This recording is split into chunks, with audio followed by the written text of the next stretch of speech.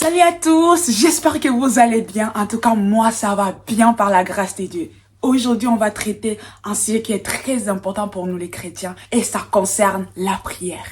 Est-ce que tu sais prier? Parce que c'est très important la prière. Des fois, on prie mal et c'est pour ça qu'on n'est pas exaucé. Écoutez cette verset biblique. C'est dans 1 Jacques, chapitre 4, verset 3. Écoutez. Vous demandez et vous ne recevez pas parce que vous demandez mal dans le but de satisfaire vos passions. Déjà, c'est très clair que Dieu n'exauce pas des prières égoïstes qui sont centrées sur le désir charnel. Je sais pas moi, c'est à toi de voir tes prières si elles ne sont pas conformes à la parole de Dieu. Vaut mieux pour toi de laisser tomber, d'abandonner parce que tu ne seras pas exaucé.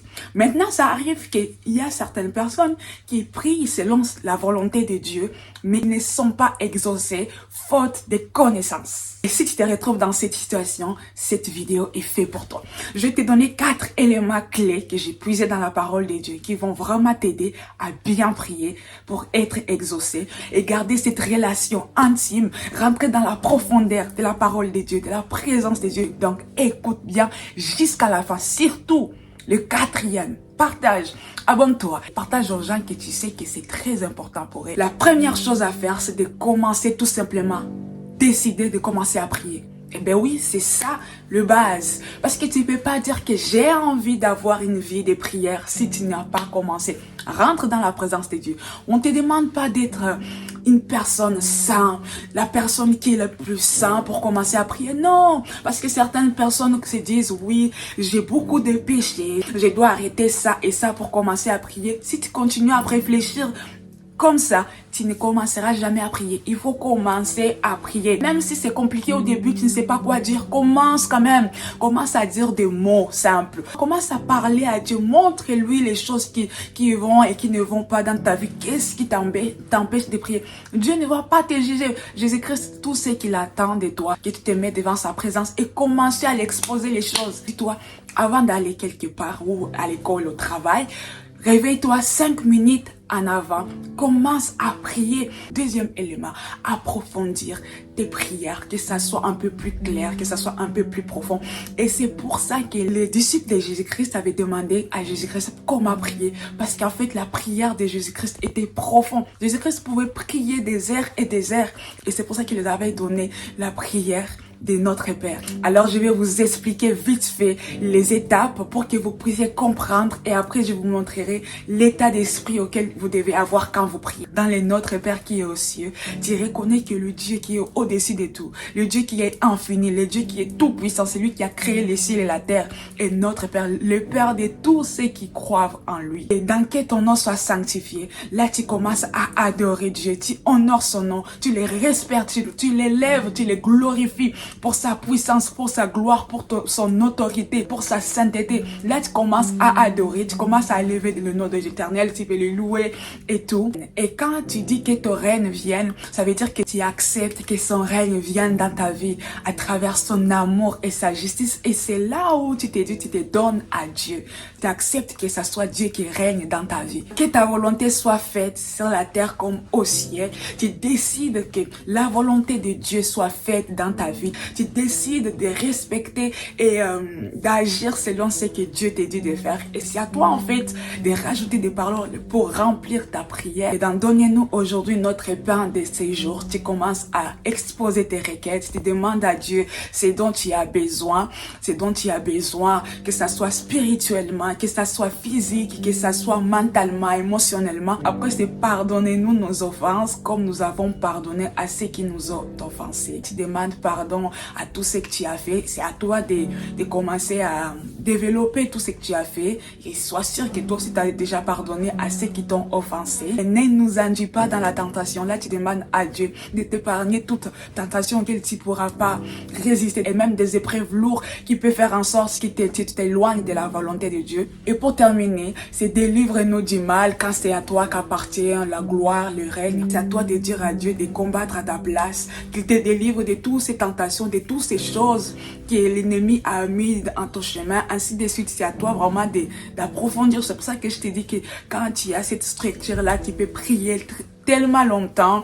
Mais après la prière de notre Père, ce n'est pas une récitation. C'est vraiment une communication, une relation que tu as approfondie avec Dieu. En fait, il nous a donné cette structure-là pour comprendre en quelque sorte comment prier. Et un autre point sur le fait de savoir prier. Jésus-Christ leur faisait comprendre qu'il n'y a pas besoin de multiplier des paroles pour croire que Dieu va nous exaucer, parce que Dieu lui-même sait ce que nous avons besoin. À nous d'être clair, à être aussi sincère. Troisièmement, tu dois être précis dans tes prières, c'est très important. Voici, quand tu dois te présenter devant Dieu, tes prières ne doivent pas être brouillons. En fait, où tu ne sais pas là où tu vas.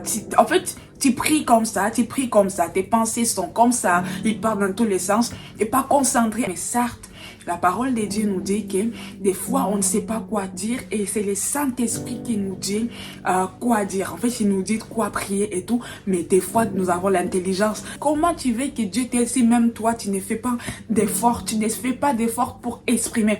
Imagine-toi que tu viennes à la présence de Dieu et tu dis: oh mon Dieu, que ta volonté soit faite. C'est bien des fois de dire que ta volonté soit faite, mais des fois il faut préciser. Vous, par exemple, tu as besoin d'argent, tu as besoin de, je sais pas, 5 000 euros, je sais pas, pour commencer ton entreprise ou je sais pas quoi, et tu viens, tu demandes à Dieu: j'ai besoin d'argent, mais tu ne précises pas. Tu dis même pas c'est quoi, cet argent, tu vas faire quoi avec cet argent. Dieu peut te donner aussi 100 euros. Ça aussi, c'est l'argent. Il faut préciser quoi. Mais surtout, il faut prier avec la parole de Dieu. C'est très efficace. Si tu pries avec la parole de Dieu, c'est très efficace. Que ça soit avec les diables, pour chasser les diables. Quand le diable est venu tenter Jésus-Christ, et Jésus-Christ l'a présenté, il est écrit. Quand le diable disait il est écrit, mais Jésus-Christ aussi disait il est écrit, il est écrit, il est écrit. Tu dois avoir des il est écrit pour vaincre le diable.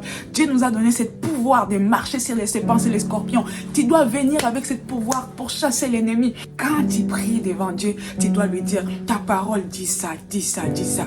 Parce que si tu viens juste comme ça, donne-moi ça, donne-moi ça. Dieu n'est pas obligé de traiter ton sujet directement. Pour que Dieu exauce tes prières, en fait, tu dois lui montrer. Tu dois montrer que tu es investi dans sa prière, dans sa parole. Tu dois lui montrer qu'en fait, tu lis sa parole. Tu dis: mon Dieu, c'est écrit comme ça dans ta parole. Et toi, tu respectes ta parole pour l'accomplir. Tu dois montrer à Dieu, en fait, que tu es vraiment sérieux, que ta prière est enrichie.